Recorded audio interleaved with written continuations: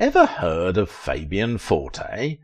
The swoon-worthy heartthrob of the 1950s, the teen idol that had girls screaming their lungs out, all thanks to his magnetic charm and that voice. Oh, that voice! Here's the twist. Was it all an orchestrated symphony of lies? Was Fabian Forte's voice faked? We're talking Elvis-level magnetism, idolization taken to a whole new level. The question is, was Fabian's voice the real deal, or was it all a brilliantly crafted hoax? It might just rattle the foundation of your rock and roll beliefs. Is it fair that everyone gets a chance, or is it only for those who are ready for it? The question pops up when we think about Fabian Forte's career. He was like a shining star during his time. He is among the most famous teenage idols of the 1950s. People often compare his charm to that of Elvis Presley's kind of appeal, which is more flamboyant. But Fabian Forte had a mix of both, a bit like the handsome boy you'd find next door, and today we talk of him not as an idolized music icon, but as the man who created idolization in the arena of good looks. Fabian Forte was an amazing singer, a movie star, and someone who organized concerts. He had a special charm that attracted thousands of women. Whether you call him Fabiano or Fabian Forte, you're talking about a famous American teen idol who was known for his looks and his attitude. He became an ideal societal subject following his shows on American Bandstand. At the peak of his fame, his songs were such a hit that 11 charted among Billboard's Top 100. People sometimes think that the 1962 song Teenage Idol by Ricky Nelson is like telling the future of Fabian Forte's music career. Also in the 1980 movie The Idol Maker, made by Taylor Hackford, there's a character named Cesar, who is a lot like Fabian, even though they don't exactly say it. Once Fabian spoke of his image as a teenage idol, saying, "People say they envy me.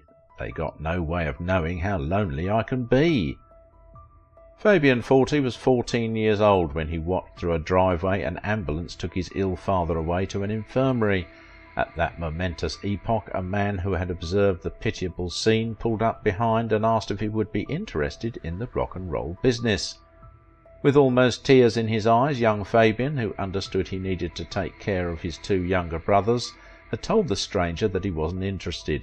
Little did he know that the stranger was none other than Bob Maruchi of Chancellor Records.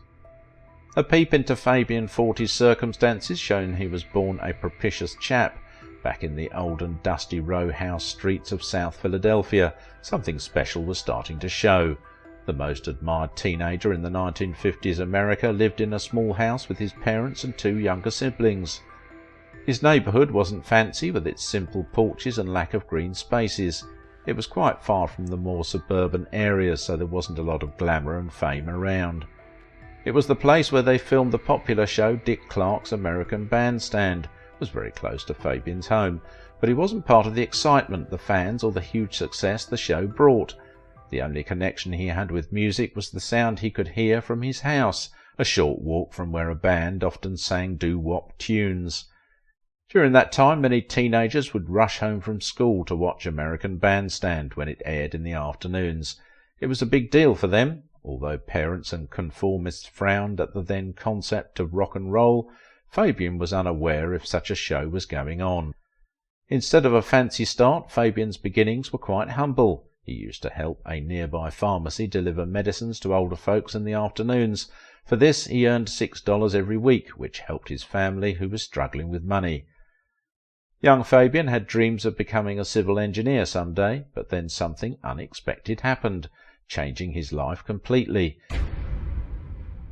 He became one of the most famous teen idols of his time. It wasn't something he had planned for. People often call it his lucky star. This lucky break made him a big deal in the world of rock and roll music. Historians say the time of his early life fame was both wrong and right in a sense. His father, who was a constable under work stress, went down with a major heart attack. The ambulance arrived and teenage Fabian was seated on the stoop and stared at his father in a stretcher being towed away. Even when his other family members were around, his worries didn't go away. The bills they had to pay were piling up, and things were getting even tougher with his father not being there. Many years later, Fabian found himself lounging on his vast property in southwestern Pennsylvania about the good old days, pondering the exact moment when fate had knocked on his door.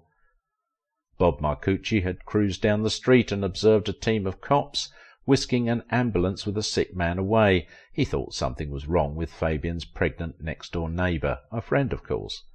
But on arrival, Forte's charming figure in divine providence took over him as he kept staring at the cute teenager on a crew cut. According to Fabian, this was happening a day Ricky Nelson and Elvis Presley were performing. Maruchi was fascinated about the young lad that he offered to bring him into the rock and roll enterprise. "Leave me alone, I'm worried about my dad," Fabian had responded to his request. It was a sweet and sour childhood memory, I must say, although all that is now history.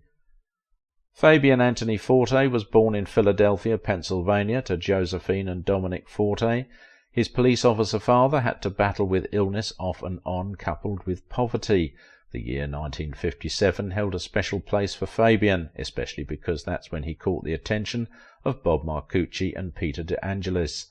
Luck was on Fabian's side that year. The record producers were searching for talented teenagers in the South Philadelphia area who also looked good. Besides Maruchi, Frankie Avalon, who was from the same area, recommended Fabian because he was that handsome. When Fabian learned that his father couldn't work anymore, he decided to try his luck in the music industry. He wanted to help his family, even though he hadn't thought of it as a potential career before. Soon after he joined the group, his popularity skyrocketed. Thousands of young people flocked to his concerts. After a few months, 15-year-old Fabian Forte received the Silver Award as the promising male vocalist of that year. Working with songwriters Doc Pumas and Mort Schumann, young and ambitious Fabian put out a series of hit singles for Chancellor Records. The songs weren't just exciting for teens, the names of the songs were also very cool, just like the singer himself. Songs like I'm a Man, Turn Me Loose, Hound Dog Man, and his biggest hit, Tiger, were all very popular back then.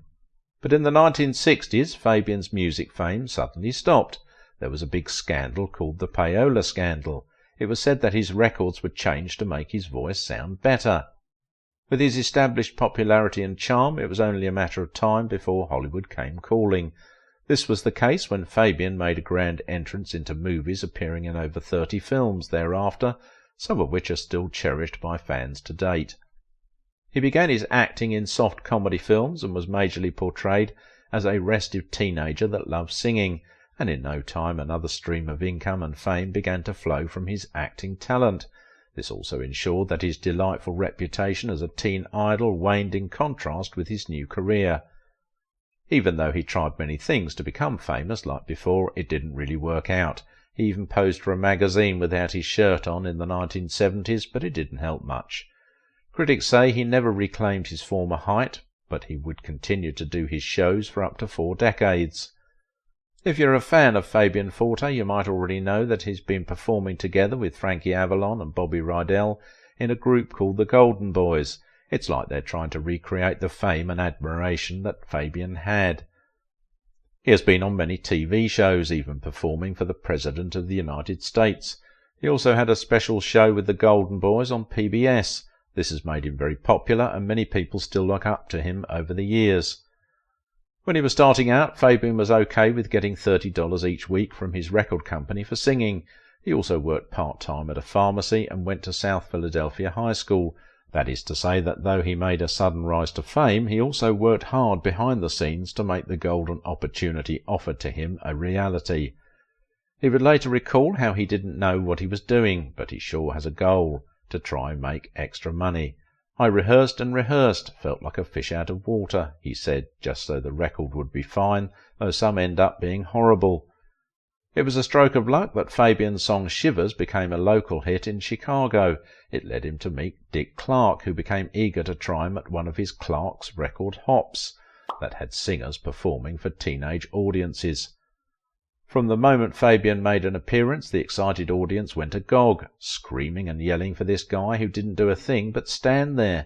Clark reported to Maruchi, adding that he had never seen anything like it. He's a star. Now all you have to do is teach him to sing, Maruchi was told.